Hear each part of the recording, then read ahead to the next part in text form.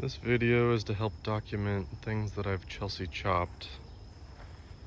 This is bed number A, and throughout there is white aster that I've been chopping down. This is gray-headed coneflower. We cut this to about pocket height. Some of it's already starting to grow back. This has proved to be very aggressive and spreads. Here's another clump of it. This one I Chelsea chopped early, all the way down to the ground. And this is how much growth has come back. Hopefully it doesn't get too crazy later in the season. Back in here, there's some yellow coneflowers that were surrounded completely by, I don't know, it might be a goldenrod or another type of aster. But I cut it down in the middle to let the yellow coneflowers grow, and then I left the sides because I don't remember that being a problem last year. I haven't Chelsea chopped the Maximilian sunflower because it's not very tall, but I did last year and it's not too late. I might still do it. We haven't Chelsea chopped the bee balm. In the back row, Chelsea chopped most of the willow sunflower, but I see she left me a patch because she knows that I don't like to see it cut down. I like the little fluffy tops. They're kind of fun. This is New England aster, and we did not Chelsea chop it here. I think this is another type of goldenrod. Looks like Chelsea chopped the outside edges, but left the tops for now. I don't think it gets too crazy. We'll see. More New England aster over here. I know I Chelsea chopped it last year, and I'm wondering that's why this clump is growing so short versus the rest of it, which is way up here. I think we're gonna want to Chelsea chop this since we're doing other things back here. This one is aromatic aster, and it's so crazy that I can tell such a big difference right now, because later when they flower, it's almost impossible for me to tell. And I think something else is growing in here. It's not aromatic aster, but I'm not sure what. We will find out. And I did cut back some of the aromatic aster to allow that through. I guess I did an early Chelsea chop on it, but just in this area.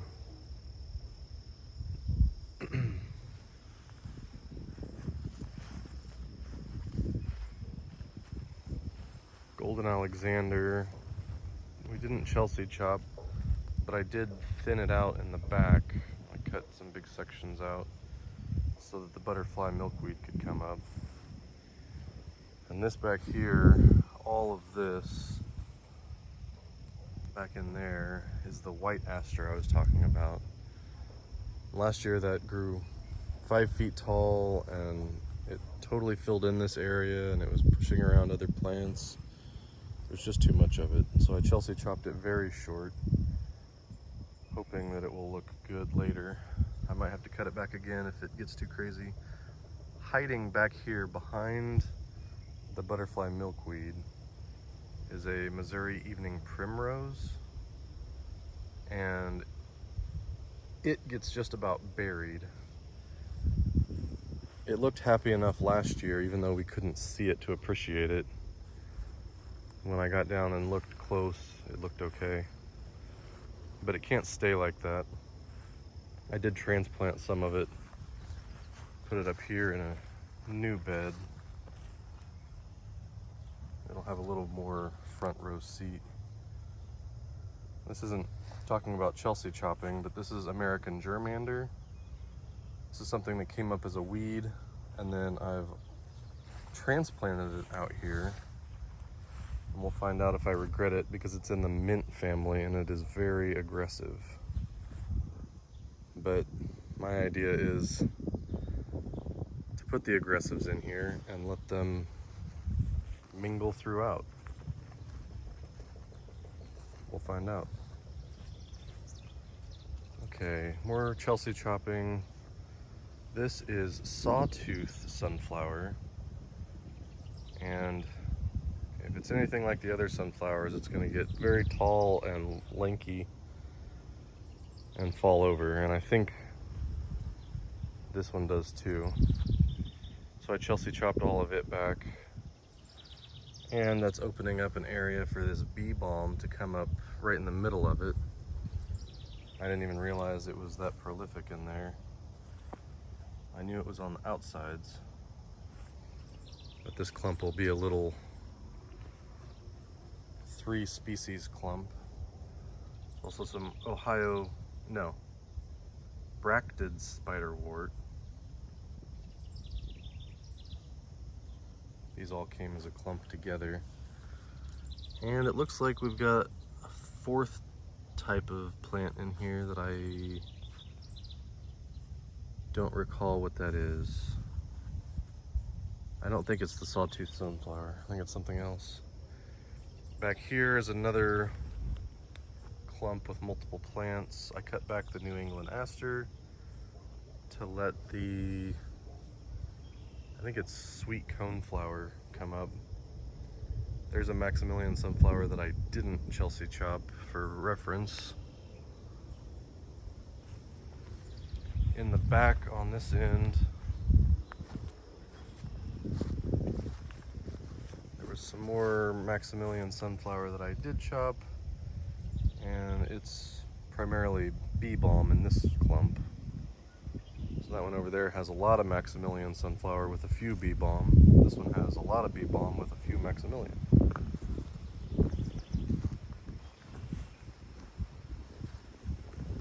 I Chelsea chopped this. I think this is Maximilian sunflower. That I said was Maximilian just now, but I still meant sawtooth. If you can't tell, there's a lot of names that I kind of know, don't know. This I know is Maximilian sunflower, and I Chelsea chopped it because last year it got very large and it grew sideways and it tried to block the trail, so we had to cut it down. This year I don't want to let that happen. Right above this old woody sunflower is some more gray-headed coneflower, and this one I cut very short because it's in an area that I don't want something that tall growing. I'll already have the sunflower and it'll get tall enough after being cut. Didn't do any Chelsea chopping here.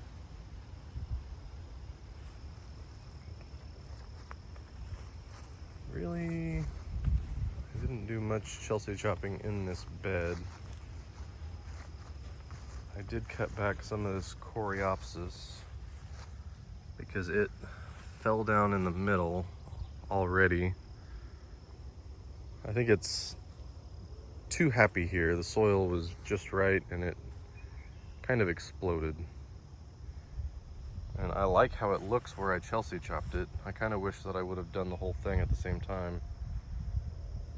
But I'm not too worried about this spot right now. It's going up against a gray-headed coneflower. There's no worries there. It's knocked over an yarrow, which the yarrow will be fine. And I've got plenty of yarrow. It's getting close to my new iris, but no cigar. Some more white aster that I cut back. The white aster is growing throughout the beds and will get to be 5 or 6 feet tall. I also have a lot of it growing out in this tall grass. So anywhere I see it, if Chelsea chopping it will help the plants near it, then I'm going to do that. This looks like some New England aster and sweet coneflower. cut back both on this one to see what they look like growing together. This is just a nice clump of sweet coneflower. Here's that plant that I didn't identify earlier. I'll figure it out. There's more.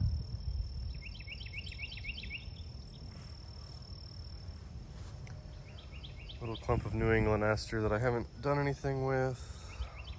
Might cut those tall ones back just to make it more uniform, but it doesn't have to be uniform. This is sweet coneflower that I have not Chelsea chopped. These are like the two best clumps of sweet coneflower, and I like the way it grows. It's nice and neat and uniform. If I was making a bed just for viewing, like in the front yard, I'm going to include a lot of that. By contrast, this is the gray-headed coneflower. You can see it's a little bit looser, and like I've said multiple times, it will grow very tall and it will spread out. It'll try and take over as much of this area as it can. So I might end up cutting that one back just for that reason. But I also like seeing these next to each other to see how they grow. Over here, it looks like Chris cut back a lot of this gray-headed coneflower. She gave it a shape, cut the outside edges, I think mostly to keep them from flopping over onto some of the new plants that we put in this bed recently. That'll look nice. Back around here. I don't think there's any more in this bed that I've Chelsea chopped. Oh, that's not true. Right there in the middle, there's some coneflower growing there. You can see them popping up, starting to bloom. And then right in the middle, I think it was daisy fleabane. There was a really nice cluster of it, and anywhere else in the yard or even in these beds, I would have let it go. But I have a limited number of coneflowers right now, so I would rather see them do well.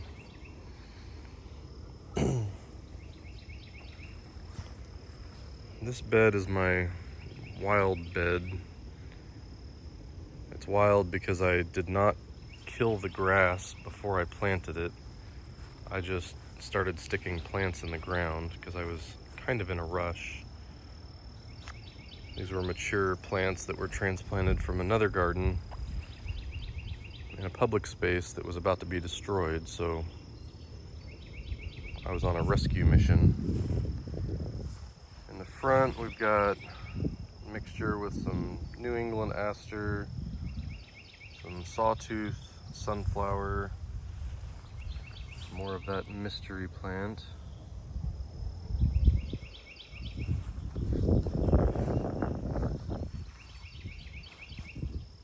Sweet coneflower. Oh, and if you couldn't tell, I cut those back. Pretty much everything in that bed except that little guy I Chelsea chopped. This one I only Chelsea chopped the New England aster that was coming in around the sides.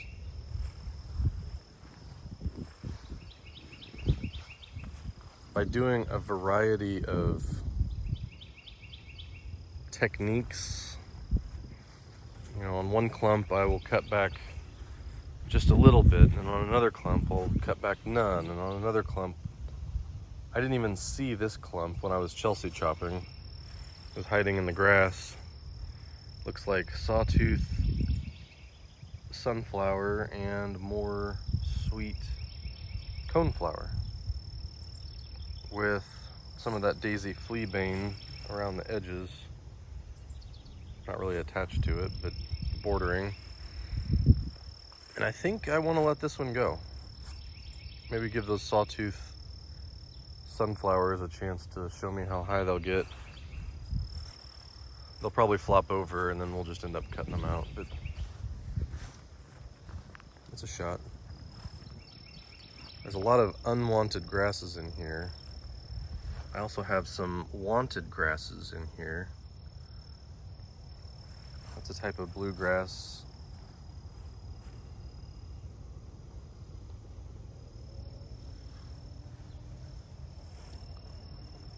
Sweet coneflower, no, gray-headed coneflower, bee balm, sawtooth sunflower, gray-headed coneflower. This is Penstemon digitalis. I think that's the scientific name. It's Penstemon, it's white Penstemon. Foxglove beard tongue. There we go. That's the common name. And I cut back some New England aster that was right up on it. See what those two look like growing together. Here's some more of the Penstemon growing on its own, except for the unwanted grasses that are around it, and more wanted grasses. I'm planning on this bed becoming a little more grassy than the others.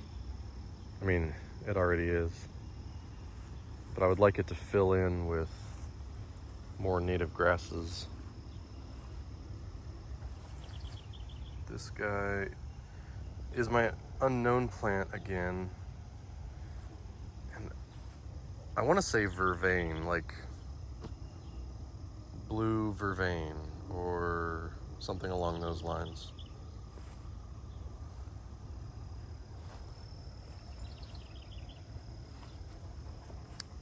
Gray-headed coneflower and New England aster.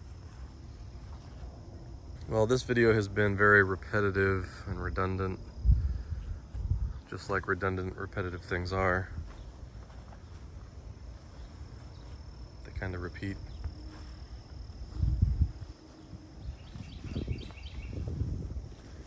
Hopefully I can watch this video at the end of the season or this time next year and compare this video with images of the garden at the end of the growing season, and then I can tell what worked and what didn't. What do we like? What do we not? What do we need to move? That sort of thing.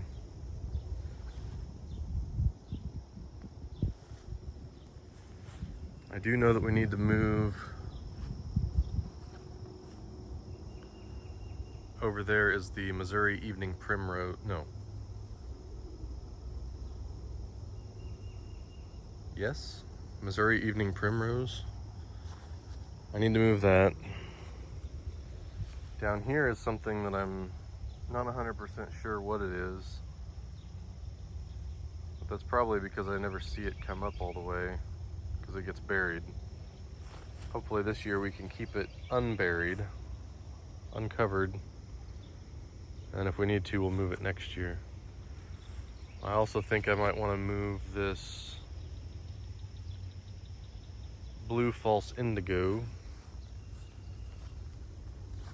or remove most of this gray-headed coneflower. I could take out this entire clump and it would still remain in this bed, and it might come back more aggressive, who knows.